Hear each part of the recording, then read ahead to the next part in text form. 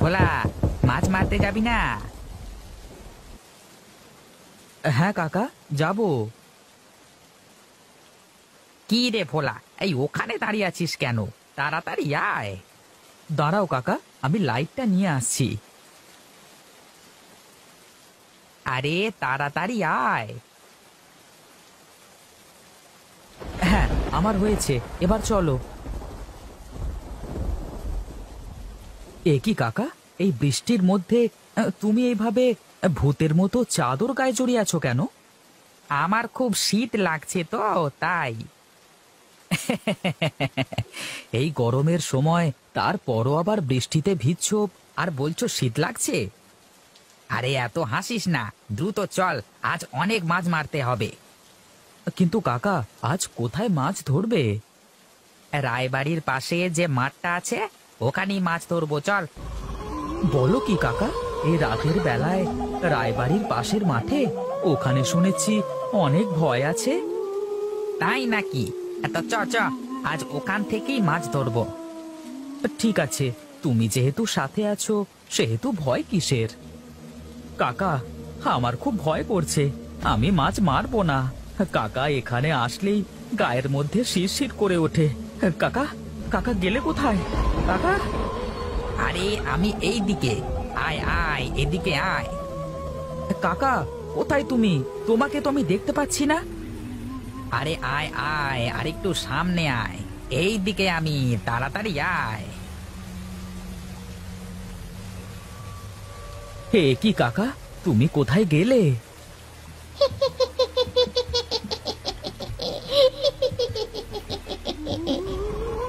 এ কি কাকা, তোমার কণ্ঠ মেয়েদের মতো হলো কি করে? আর তোমাকে তো কোথাও দেখতে পাচ্ছি না। এই তো আমি তোর পেছনে, তাকিয়ে দেখ। কাকা, কোথায় গেলে? এখানেই তো ছিলে। কিরে, আমি তোর পেছনে দাঁড়িয়ে আছি। ওরে বাবা রে, এ কি? কে তুমি? কে তুমি?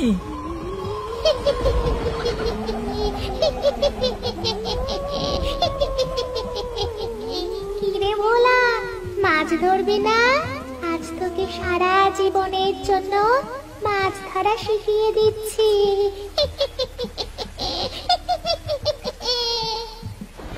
না না, আমাকে ছেড়ে দাও, আমি আর মাছ ধরতে আসবো না। ছেড়ে দাও আমাকে। না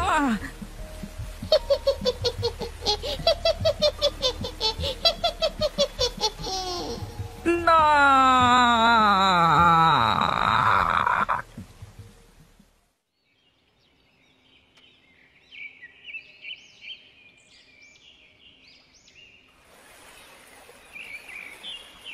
দাদা, দেখো দেখো, ওখানে কাউকে দেখা যাচ্ছে।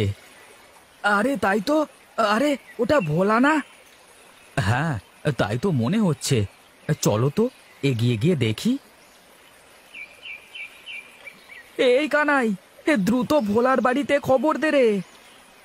ঠিক আছে ঠিক আছে, তুমি এখানে থাকো, আমি যাচ্ছি এক্ষুনি।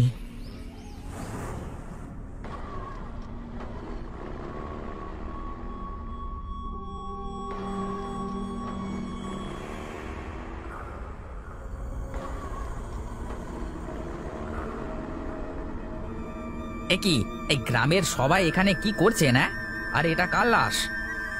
এটা এটা আমাদের গ্রামের ভোলার লাশ। একে দেখে তো মনে হচ্ছে কেউ ওকে হত্যা করেছে। হ্যাঁ, আমরা সকালে মাঠে যাচ্ছিলাম এই রাস্তা দিয়ে, হঠাৎ চোখ পড়ে ওই জমিটার দিকে। দেখি ভোলার মৃতদেহ পড়ে আছে। তা পুলিশে খবর দেওয়া হয়নি? বাবু, এটা কোনো মানুষ খুন করে নাই। মানুষ খুন করলে তো তাকে শাস্তি দেওয়া যায়, কিন্তু আত্মা খুন করলে তাকে ধরবেন কেমন করে? আত্মা? কি বলছেন এসব? আপনারাও না গ্রামের মানুষ এখনো ভূত আত্মা এসব বিশ্বাস করেন? আর হ্যাঁ শুনুন, এখনই এই মৃত লোকটিকে নিয়ে চলে যান। আমি সত্যি বলছি বাবু, আমি সত্যি বলছি। ও ফিরে এসেছে, ও ফিরে এসেছে। ও কাউকে বাঁচতে দেবে না। এই গ্রামের সকলকে শেষ করে ফেলবে। এই এই চলো চলো সবাই। ও কাউকে বাঁচতে দিবে না। কার কথা বলছেন উনি? আমিও জানি না। আচ্ছা চলো চলো ভেতরে যাওয়া যাক। ঠিক আছে, চলো।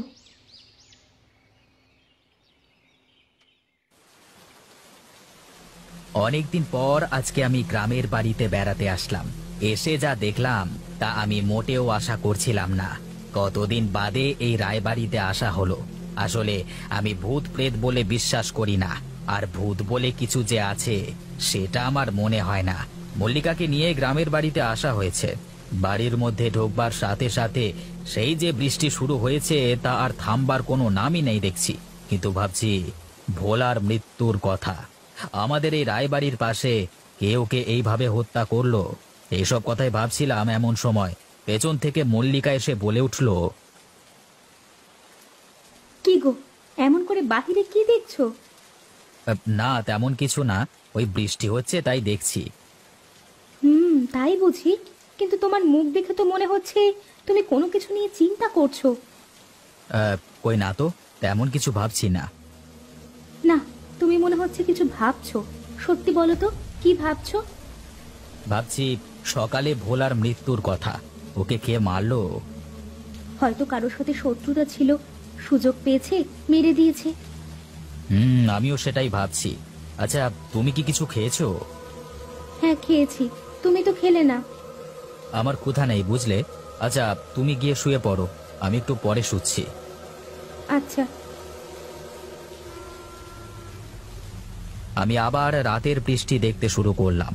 অন্ধকার রাত, আকাশে মাঝে মাঝে বিদ্যুৎ চমকাচ্ছে। বিদ্যুতের আলোয় বেশ অনেকটা দূর খুব ভালোভাবে পরিষ্কার দেখা যাচ্ছিল। জানালা দিয়ে ঠান্ডা বাতাস আসছিল। ঠান্ডা বাতাসে দু চোখে ঘুম চলে আসলো আমার। পাশে থাকা বিছানায় শুয়ে পড়বার সাথে সাথেই গভীর ঘুমে তলিয়ে যাই। হঠাৎ মধ্যরাতে বিকট বজ্রপাতের শব্দে আমার ঘুম ভেঙে যায়। জানালার দিকে তাকিয়ে দেখি তখন বৃষ্টি হচ্ছে। ঠান্ডা বাতাসের কারণে বেশ শীত শীত লাগছিল। বিছানা থেকে নেমে জানালা বন্ধ করতে চাই। জানালা বন্ধ করব এমন সময় একটা নূপুরের আওয়াজ কানে ভেসে আসছিল। একি এত রাতে নূপুরের আওয়াজ, তারপর আবার বাইরে থেকে আসছে মনে হচ্ছে। তাহলে বাইরে কি কেউ আছে? এই বলে আমি যখন বাইরের দিকে তাকাই তখন দেখি মল্লিকা বৃষ্টির মধ্য দিয়ে হেঁটে মাঠের দিকে যাচ্ছে। এ কি মল্লিকা? ও বৃষ্টির মধ্যে কোথায় যাচ্ছে? মল্লিকা, মল্লিকা, কোথায় যাচ্ছ মল্লিকা? মল্লিকা আমার কোনো কথায় সাড়া দিল না। আমি সাথে সাথে ঘর থেকে বের হয়ে মল্লিকার পেছন পেছন হাঁটতে থাকি আর মল্লিকাকে ডাকতে থাকি। কিন্তু মল্লিকা আমার কোনো কথায় সাড়া দিচ্ছিল না। সামনের দিকে হেঁটেই চলেছে, হেঁটেই চলেছে। কিছু দূর আসবার পর হঠাৎ দেখি মল্লিকা আমার সামনে নেই। হে কি, মল্লিকা গেল কোথায়? ও তো এদিকে আসলো। মল্লিকা, মল্লিকা, কোথায় গেলে তুমি? আমি এদিক ওদিক খুঁজলাম, কিন্তু কোথাও মল্লিকাকে দেখতে পেলাম না। এমন সময় মাঠের মধ্যে তাকিয়ে দেখি মাঠের মধ্যে কেউ যেন সাদা শাড়ি পরে দাঁড়িয়ে আছে। আমি দেখে সেদিকে এগিয়ে যাচ্ছিলাম। এমন সময় পেছন থেকে মল্লিকা এসে আমার ঘাড়ে হাত দেয়। কে কে কে কে? পেছন ঘুরে দেখি মল্লিকা আর ঘনাই ছাতা মাথায় দাঁড়িয়ে আছে। এ কি, তুমি এত রাতে এখানে? আরে আমারও তো একই প্রশ্ন, তুমি এত রাতে বাইরে কি করছো? আমি তো ঘরে শুয়েছিলাম, তোমার ডাকাডাকিতে ঘুম ভেঙে গেল। তারপর উঠে দেখি তুমি নাই। ঘনাই দাদাকে সাথে নিয়ে বাহিরে এসে দেখছি তুমি ওইদিকে কি যেন দেখছো। মল্লিকার কথা শুনে আমি পেছন দিকে ঘুরে তাকালাম। মাঠের দিকে তাকিয়ে দেখলাম সেখানে কাউকে দেখা যাচ্ছে না। কিন্তু কিছুক্ষণ আগেই তো ওখানে কাউকে দেখলাম মনে হলো। এক মুহূর্তের মধ্যে কোথায় গেল? কি গো, কি হলো? ওইদিকে অমন করে কি দেখছো? কই কিছুই দেখছি না তো।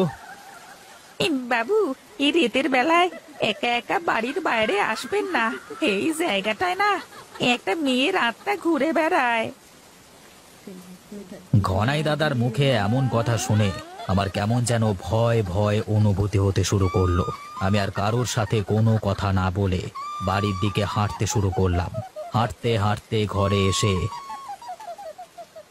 বিছানায় বসে পড়ি আর ভাবতে থাকি, ওটা যদি মল্লিকা না হয় তাহলে কে ছিল।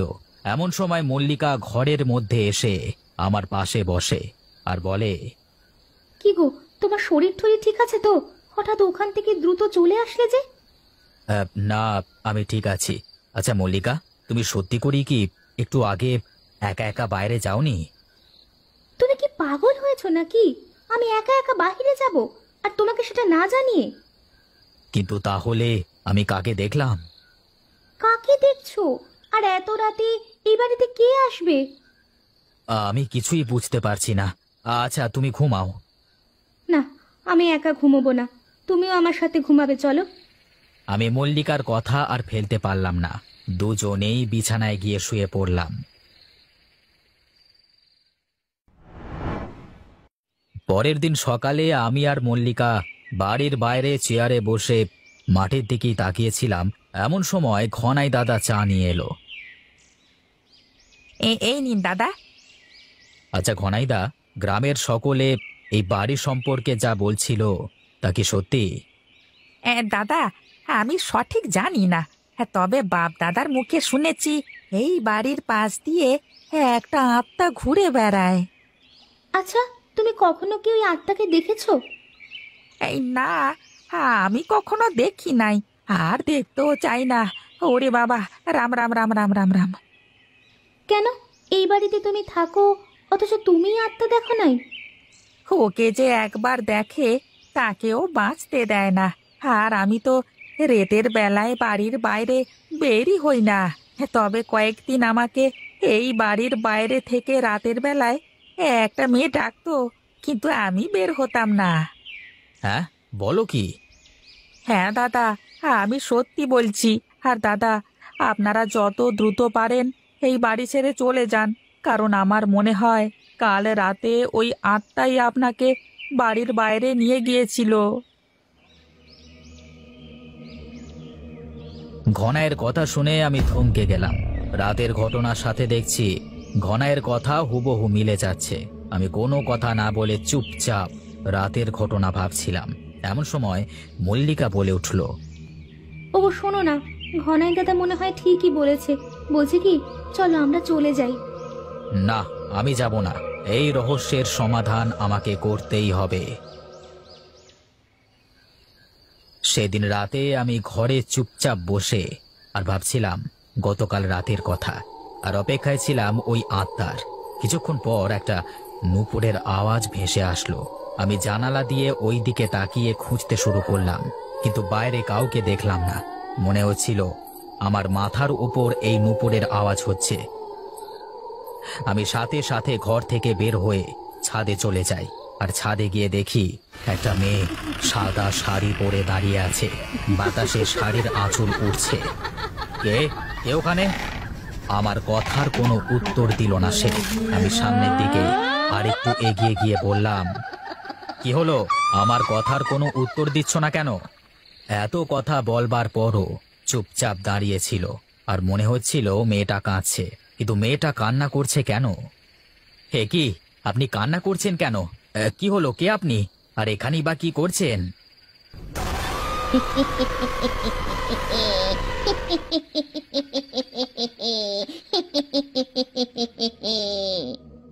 হ্যাঁ, কি ভয়ানক চেহারা মেয়েটার। একটা মানুষের এত ভয়ঙ্কর চেহারা কেমন করে হয়? মেয়েটার চেহারা দেখে আমার মুখ দিয়ে কোনো কথা বের হচ্ছিল না, কিন্তু চেহারাটা হুবহু মল্লিকার মতো। কিন্তু মল্লিকার এমন চেহারা হলো কেমন করে? কি রে, কেমন আছিস প্রীতম? মল্লিকা? আমি মল্লিকা নই, মল্লিকার বড় বোন। মল্লিকার বড় বোন মানে? কে আপনি? আমাকে চিনতে পারছিস না? ভালো করে দেখ আর মনে করার চেষ্টা কর। চাঁদনি? তুমি?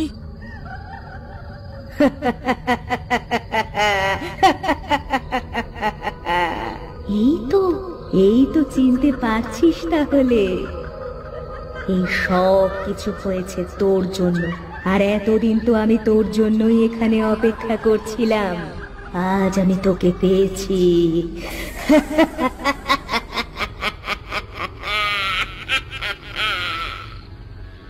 না, আমাকে মেরো না, মেরো না আমাকে, না, না।